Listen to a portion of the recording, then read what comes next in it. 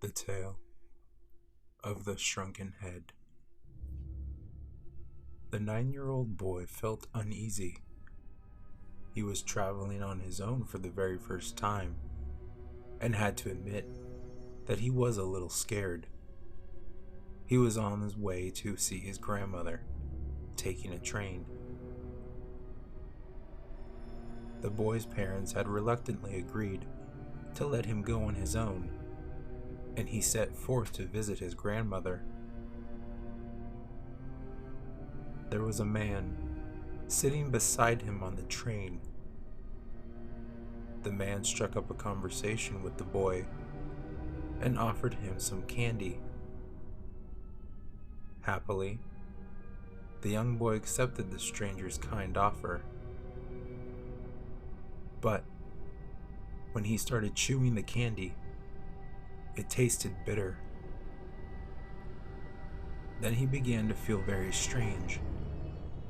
The train carriage began to swim before his eyes, and he felt lightheaded and sleepy. He couldn't keep his eyes open, and before long, he drifted off into a heavy slumber. When the boy woke up, he found himself in a large room with stone walls. There were bookcases lined up against the walls, and a large door at one end of the room. He ran to the door and tried to open it. He tugged at the handle, only to find that it was firmly locked from the outside.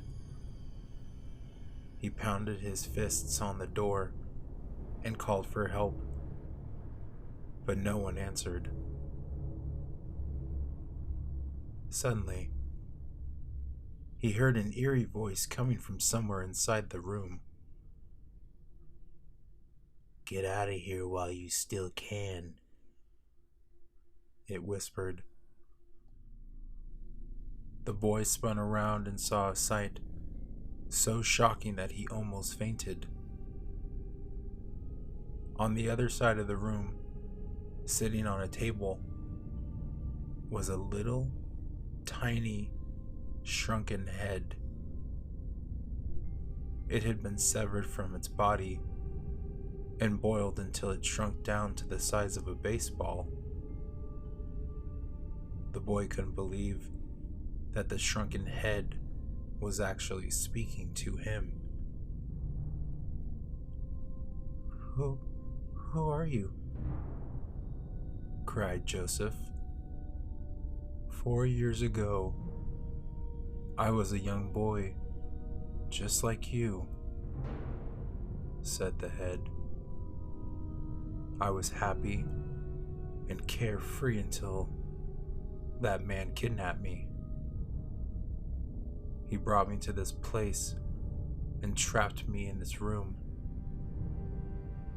He's the reason I'm stuck here on this table.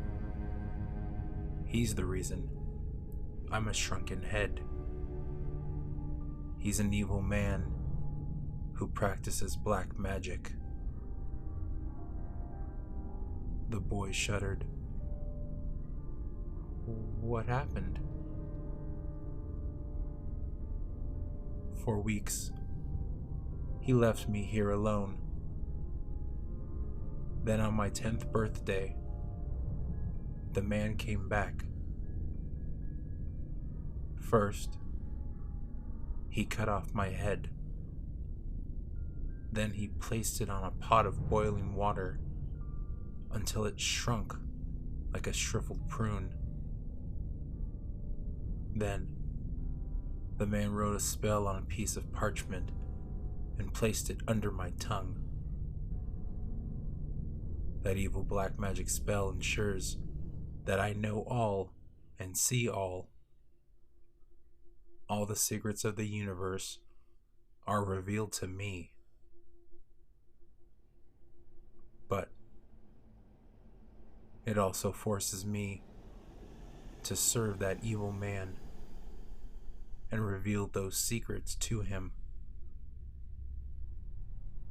But because I know all and see all, I know that a shrunken head has only a limited lifespan. 4 years.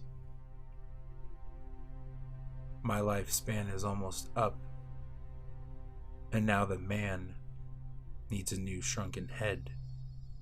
The boy felt like his heart had dropped into his stomach. The man wants to kill me and turn me into a shrunken head? He moaned. That's why he brought me to this terrible place. Obviously, said the head. But it's not too late for you to escape. You see that bookcase behind you? Push hard on the third shelf, and it will expose a secret passage. Joseph pushed on the shelf and was amazed to see the bookcase swing back, revealing a dark passage. He was about to rush in when the head called him back. Wait. If you don't take me with you, I'll be forced to tell him how you escaped and where you can be found. Take me with you, and I can guide you to freedom.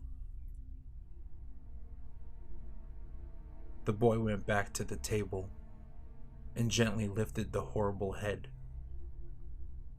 He tucked it under his arm, entered the dark passage, and pulled the bookcase shut behind him.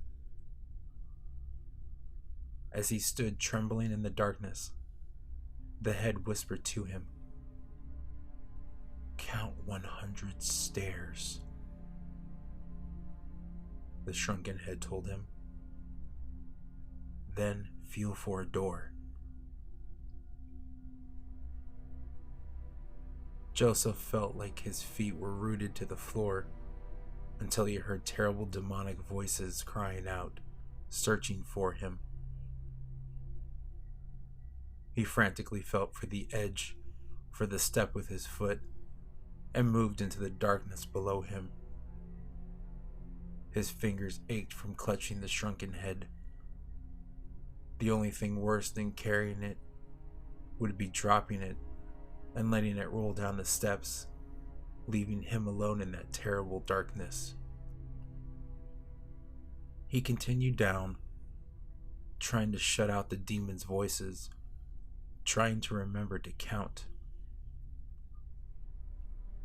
When he reached the 100th step, his legs were quivering. His hand felt for a door and found it. Just as he turned the knob, he heard a demonic voice so close behind him that it made his ears ache. He jumped through the doorway, and the door slammed shut behind him. He found himself lying in a sunlit meadow outside the castle. Then, the shrunken head made one last request. It asked the boy to remove the parchment from his mouth so he could finally die. The boy did as he asked, and the shrunken head breathed its last breath. Finally, it was out of its misery. The boy buried the head in the meadow and set off for his hometown. The boy tried to go on with his life, but for years afterwards, he was haunted by terrible nightmares. Every night he dreamed that his head had been cut off, boiled in a big pot, and left resting on a table in an empty castle. And every night, he woke up screaming.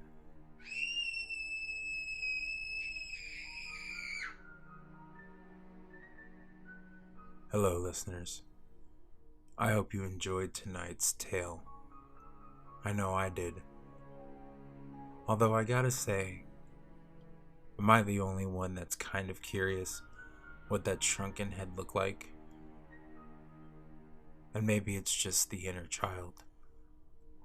But I think I would have kept it as a souvenir, just to remind me of, well, don't talk to strangers.